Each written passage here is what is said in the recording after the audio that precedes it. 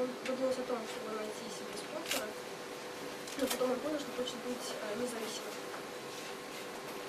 So what I wanted was to be able to find a new lifestyle. Он хотел новый стиль жизни. And as a matter of fact, I was talking with a friend who recommended me to start selling my photos online. And this is in 2005.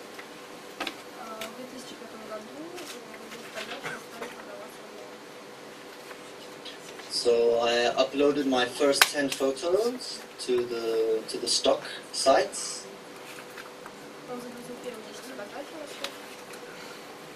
And 5 years later, today I have 4,000 photos online.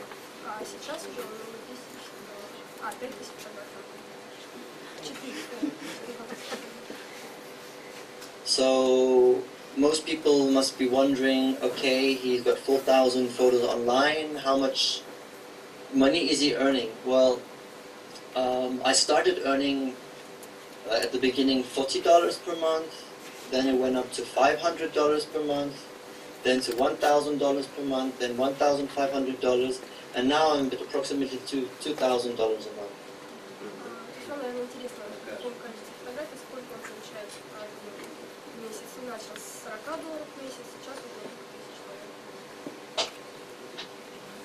So, in terms of European standards or American standards, it's not a lot of money, but I decided to have a lifestyle of travel. So when I was traveling in India, for example, that was more than enough money.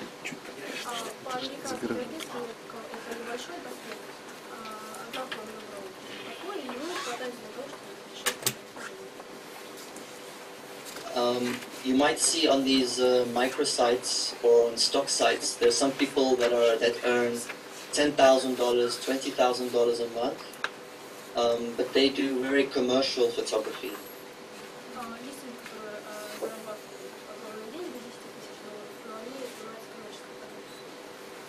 They employ maybe 10 to 20 people to help them upload.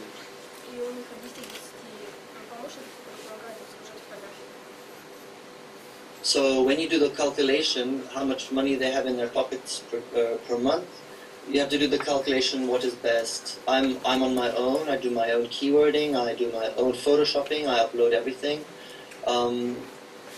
So actually the 4,000 photos that I have online, I've uploaded about 7,000 to get those 4,000 because many photos get rejected.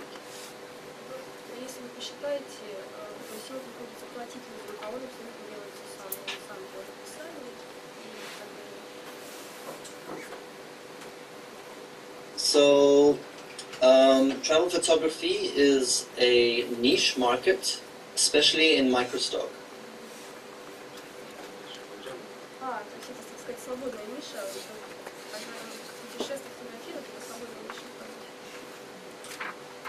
For example, if you take a commercial photographer who's going to take a picture of a lady on a mobile phone, well, in 6 months' time that photo is worthless because the mobile phone has been updated and that photo is out of date.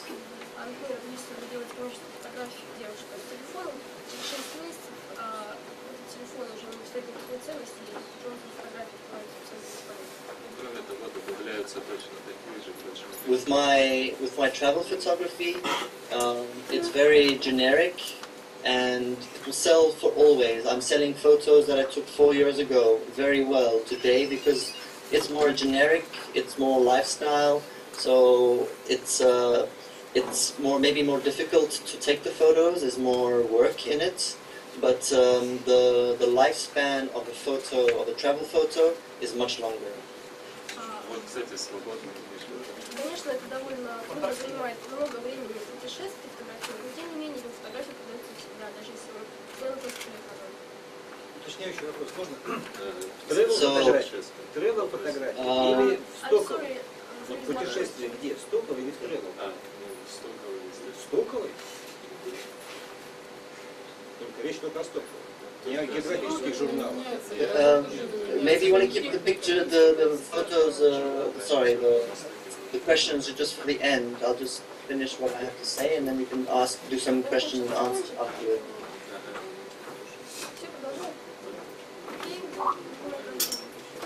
Okay. So, when people think travel photography, they might think, holiday photography. I will go on holiday and I will go and take some photos and then I'll come back from my holiday and I'll have some photos to sell.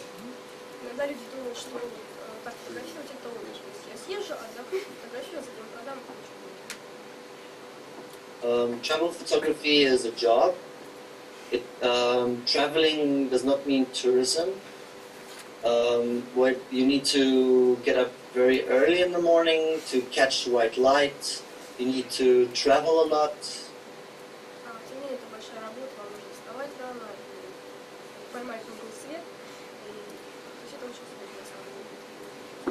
For example, when I'm cycling 5,000 kilometers, I need to cross mountains. I need to. It's very tough. People think that it's a holiday. It's completely the opposite of a holiday. Most people wouldn't be able to do it because it's so tough.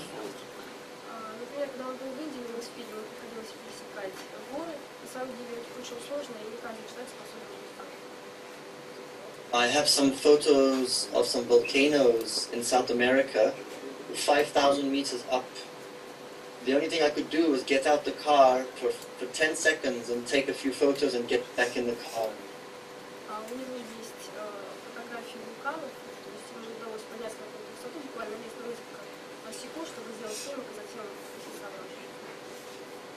I was doing a walk, a three-week walk in Nepal, and I had to cross the pass of over 5,500 meters.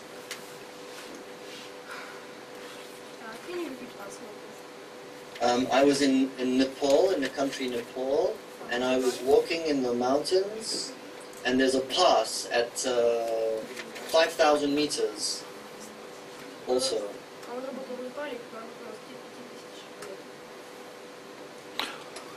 Простите, можно попросить девушку говорить чуть погромче?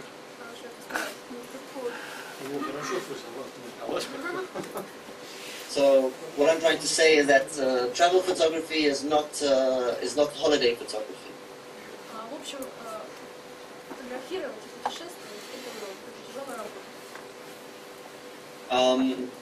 Before this conference, there was one question asking me what photos sell really well. Well, first of all, you will see a lot of travel photography which are used for brochures, like the perfect beach or the stereotype of people, what they look like in their traditional dress, architecture, for example. So those are photos that sell very well. But I always wanted to go away from stereotypes. Спрашивали до конференции, какие фотографии хорошо продаются.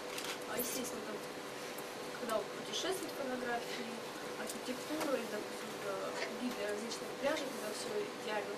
Но тем не менее он пытается уйти от стереотипов. So I think stereotypes is a big killer for me. I don't like standards. I don't like putting people into boxes, like a French person wearing a baguette under his arm, or any stereotypes. I think it's a bad thing. So I try to stay away from stereotypes in my photography.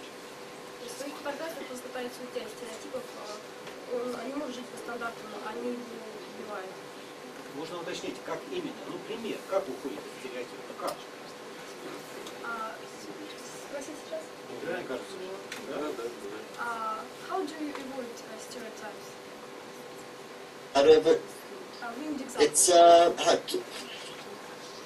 well, in terms of sales, I suppose one would take photos of architecture and typical people, so you'll have those. But once you have those, you have to go one step forward. you have to try and find your own style in photography. А вот, например, если фотография какого-то архитектурного здания, вы должны идти на шаг вперед, увидеть что-то особенное в этом здании, сфотографировать его по-другому. And so what I wanted to say is that there's as many types of travel photography than there are travel photographers.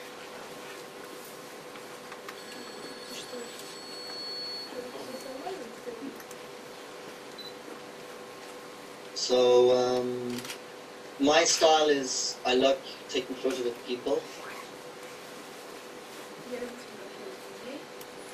I like contacts with people, that's why I go traveling. I like to find out new ways of life.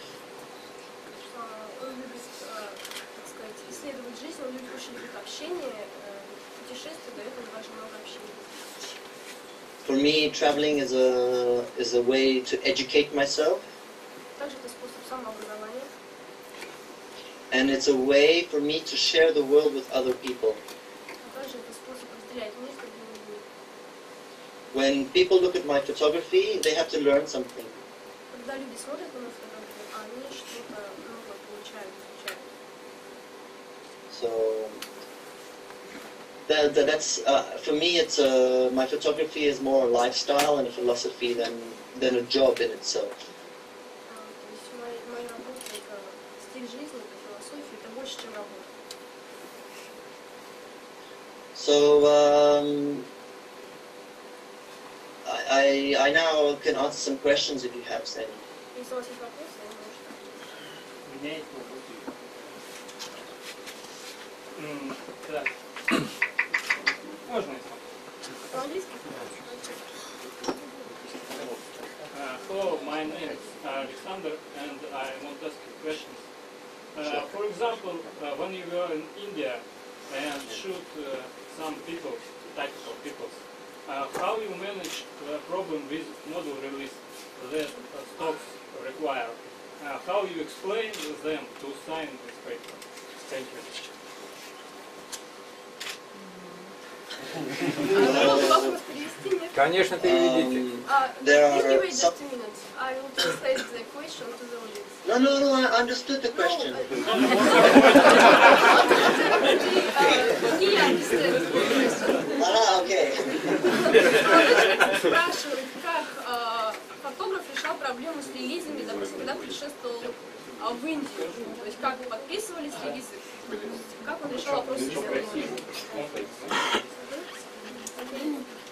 Okay. Well, there are two case scenarios. The first one is that some stock photography don't accept editorial photos, and some photos do. Некоторые фотобанки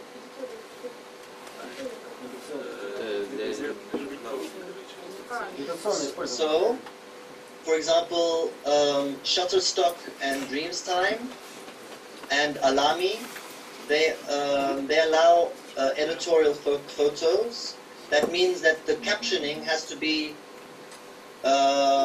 editorial. So basically, you need to give a date, and you need to give an explanation of the photo, and you need to give some kind of information about that situation in the photo. I'll give you an example. Maybe I can give you a. Can you see the internet there or not? Can I? So I can send you a link and you can see it if I send you the link.